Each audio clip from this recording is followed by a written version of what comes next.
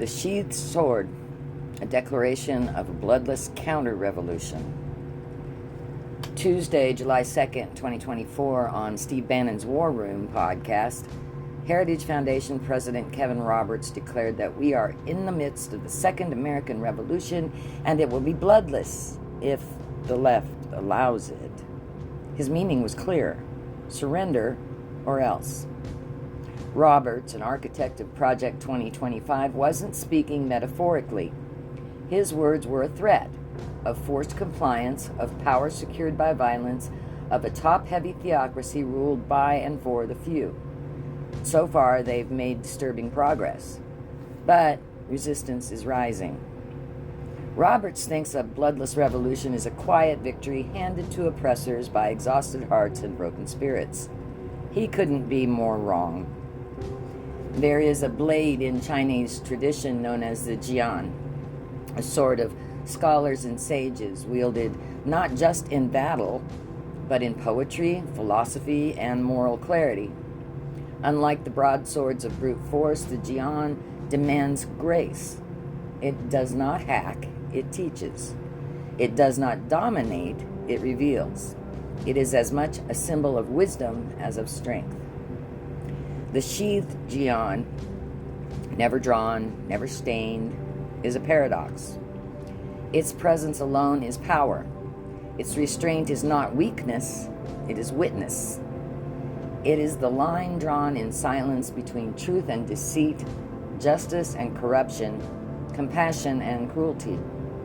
That line is sharp, and it is enough. Jesus once said, "I did not come to bring peace, but a sword.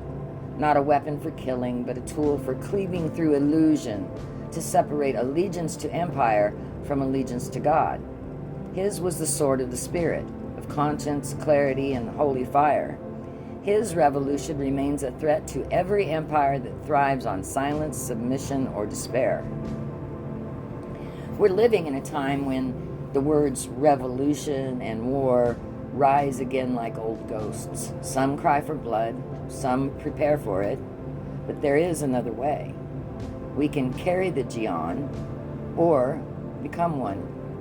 We can embody the teachings of Jesus and every wisdom path that has said, resist evil, love your neighbor, set the captives free. Forget denominational lines. Jesus never once demanded a creed. Forget tribal theology. God isn't confined to any box we build. What the divine requires has always been known: love, justice, mercy, courage.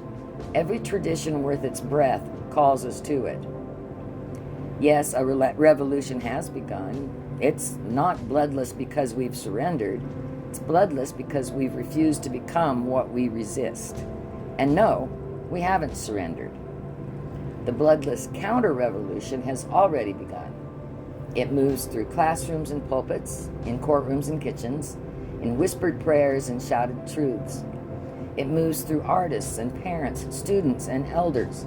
It marches on whenever someone chooses truth over comfort, courage over complicity, hope over fear.